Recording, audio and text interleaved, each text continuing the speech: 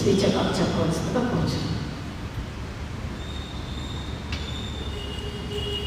ప్రభునామ స్తోత్రం అండి. మీ అందరికీ నా వందనాలు.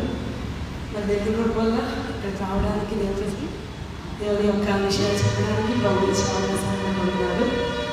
అయితే ఈరోజు ఒక కథ చెప్తానండి. మరి ఏంటంటే ఒక ఊళ్ళో ఒక బాబు ఉన్నాడండి. ఆయన పేరు జాన్. అయితే తను చదువుకుంటూ ఉన్నాడు. చిన్నవాడు అనమాట. స్కూలింగ్ జరుగుతూ ఉంది.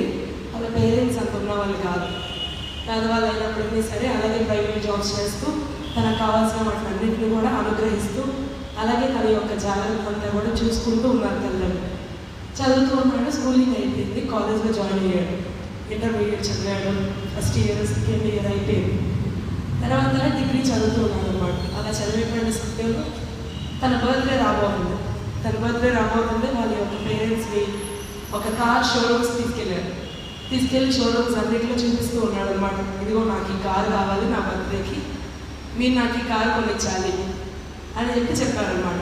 చెప్పగానే వాళ్ళ పేరెంట్స్ పాపం అంత ఉన్న వాళ్ళు కాదు, మరి అంత డబ్బు వాళ్ళ దగ్గర లేదు.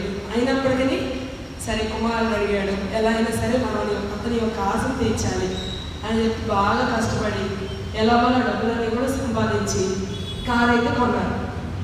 కొన్న తర్వాత ఏమైందంటే తన యొక్క బర్త్డే పార్టీ జరుగుతుంది. ఫ్రెండ్స్ అందరూ వచ్చేసారు. చక్కగా కేక్ కటింగ్ చేశాడు. ఇంకా వీళ్ళు గిఫ్ట్ ఇచ్చేటువంటి సమయం వచ్చిందన్నమాట. అలా గిఫ్ట్ ఇవ్వడానికి తనని తీసుకెళ్ళి ఒక రూమ్లో వీళ్ళు మాట్లాడుకుంటున్నారు. వాళ్ళ పేరెంట్స్ ఈ యొక్క జాన్ మాట్లాడుకుంటూ ఉన్న టైంలో ఒక గిఫ్ట్ ప్యాక్ అనమాట తీసుకొచ్చి ఒక జాన్కి ఇచ్చారు. జాన్కి ఇవ్వగానే జాన్ అది ఓపెన్ చేసి చూశాడనమాట. ఓపెన్ చేసి చూడగానే అందులో బైబిల్ ఉంది. నేను అడిగింది ఏంటి, మీరు నాకు ఇచ్చింది ఏంటి అని చెప్పి బైబిల్ని ఇస్తే కొట్టేశాడు. బాగా కోపం వచ్చేసింది. నేను అడిగింది ఎప్పుడు మీరు నాకు సరిగా ఇవ్వలేదు, మీరంటే నాకు అసలు ఇష్టం లేదు, మీరంటే నాకు భయంకరమైన విరక్తి కలిగింది, నేను మిమ్మల్ని వదిలేసి వెళ్ళిపోతున్నానని చెప్పి ఆ ఇంట్లో నుంచి వెళ్ళిపోయాడు అనమాట.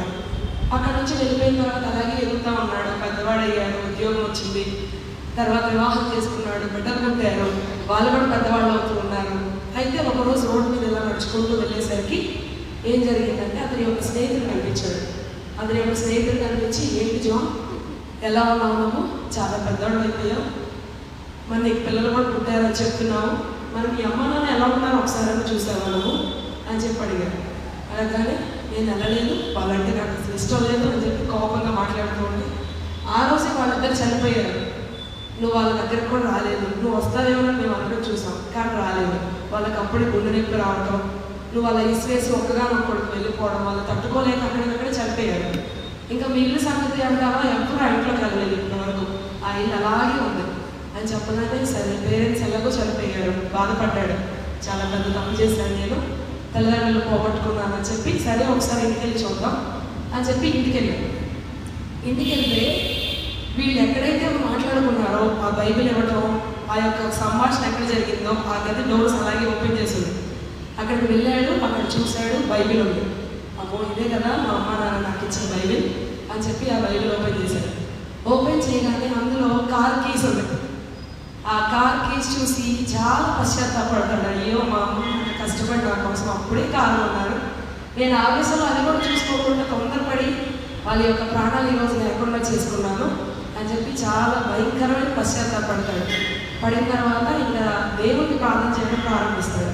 ప్రభువా, మరి నేనైతే తల్లిదండ్రులు క్షమాపణ కూడా వాళ్ళు లేరు, ఇప్పుడు నువ్వే నన్ను క్షమించాలి, వాళ్ళిద్దరు ప్రాణాలు కూడా పోయింది, నువ్వు నన్ను క్షమించేసేయా, బైబిల్ విసిరేశాను నేను, మరి వాళ్ళైతే నేను కోరుకున్నది ఇచ్చారు, కానీ నాకు తొందరపాటు వల్ల వారి యొక్క ప్రాణాలు పోగొట్టుకున్నాను, ఎవరు లేని అనాథలు అయిపోయాను, ఈరోజు నువ్వే నన్ను క్షమించుకోవా అని చెప్పి ప్రార్థన చేసుకొని ఎలాంటి వాళ్ళను క్షమించగలిగినారు మన యేసయ్య కాబట్టి అతన్ని క్షమించడం, ఆయన మారడం, రక్షణ పొందడం, దేవుని బిడ్డగా జీవించడం జరుగుతుందన్నమాట. సో అలాగే ఈ యొక్క కథ అనేటువంటిది ముగిసింది.